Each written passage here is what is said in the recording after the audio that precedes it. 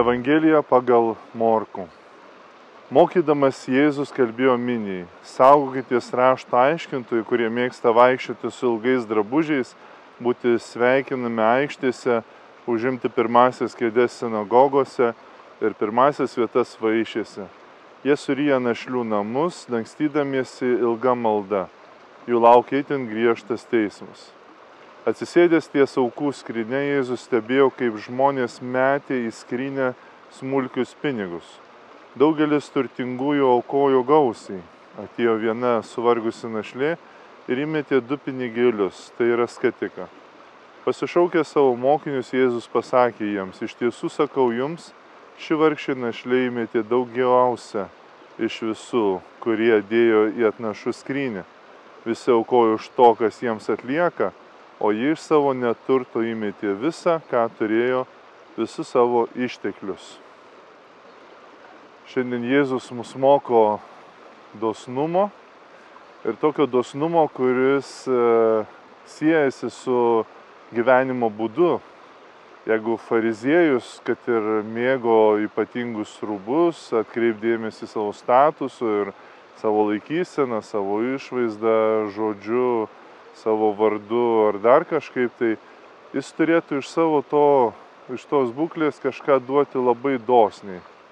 Arba jeigu turtuolis, jisai turi daug visokių pelnų ir panašiai, jis turėtų iš savo pelno duoti, kaip ir ta našlė, kuri davė iš savo našliškumo, iš savo neturto. Jėzui patinka dosnumas. Kodėl tas dosnumas toks svarbus? Dėl to, kad tai yra tėvo būdas, tai yra Dievo būdas. Nes atėjome į pasaulį iš Dievo dosnumo.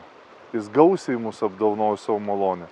Jeigu jo dosni ranka atitrauktų savo buvimą mus palaikydama, iš karto mes netektume ir prasmės, ir esmės, ir viso ko.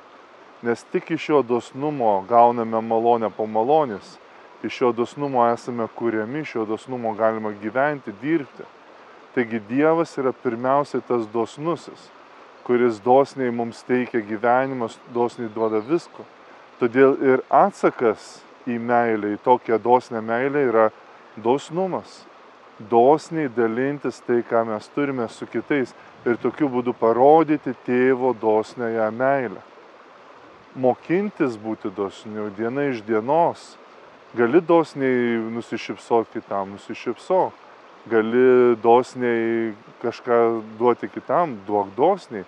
Tai jeigu tavo dešinė nežino, ką daro kairė, taip dosniai duok ir kad negalvotum, kaip čia bus tavo atlyginta. Jau mums yra daug tiek dovanota, kad mes turėtume būti labai dosnus.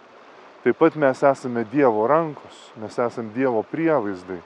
Todėl turime labai dosniai pasirūpinti kitu, kaip liudijimą, kad už viso šito yra dosnusis tėvas. Mes esam Dievo prievaizdai. Ir kam turime būti tie prievaizdai? Pirmiausiai savo patiems artimiausiams.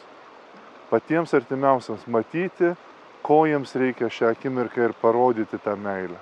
Pasidalinti. Kas nėra artimui dosnus ir mylintis, tas yra blogesnis už pagonį. Taip sako šventasis raštas.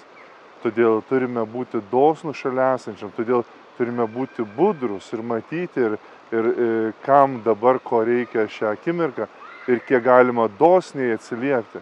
Jeigu negali darbu atsiliepti arba daiktų ar kitų savo laiku patarnavimu, vis tada gali laiminimu ir malda atsiliepti. Sakyk: viešpatie, laimink šitą žmogų, vietoj to, kad kokiu priviso visas pasaulis, kaip negerai. Sakyt: viešpatie, laimink, kad jis būtų palaimintas, kad jis būtų pagal tavo širdį. Taip pat turim būti dosnus savo priešams. Labai tiesiogiai, tie, kurie mūsų nekenčia, tie, kurie mūsų nemyli. O galbūt jis vienintelis patirs tą dosnumą iš mūsų vienintelių, nes visi kiti jau jo nekenčia ir jį atstumia ir nori jo nebūties.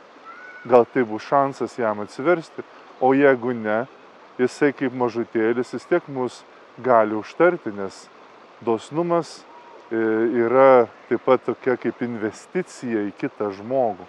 Ir Jėzus yra vienareikšmiai pasakęs: jeigu ištiesiai pagalbos ranką kitam, tai tą padarei man.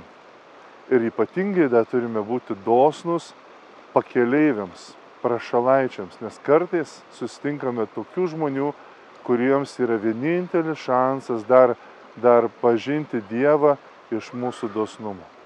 Tiesiog budėkime ir melskimės, kad nepražiopsotume tos progos parodyti tą esminį dosnumą, dėl kurio ir mes būsime palaiminti ir kartu palaiminsime pasaulį.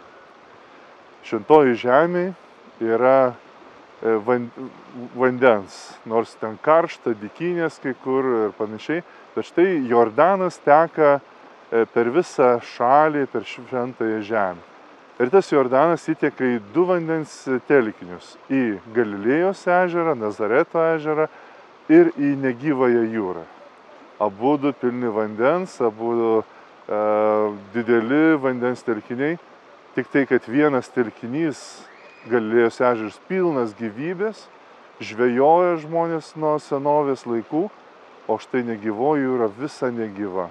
Tik tai tinkama tik dumblui, gydomajam ir nežinau, druskoms. Kodėl taip atsitiko? Dėl to, kad į Galilėjos ežerą įteka vanduo Jordano ir kartu išteka. O štai į negyvą jūrą tik įteka ir nebeišteka. Štai ką reiškia dosnumas. Nori būti gyvas, nori atspindėti Dievo gyvumą ir dvasią, turi būti dosnus. Ne tik priimti, bet ir dalintis. To linkiu sau ir visiems mums.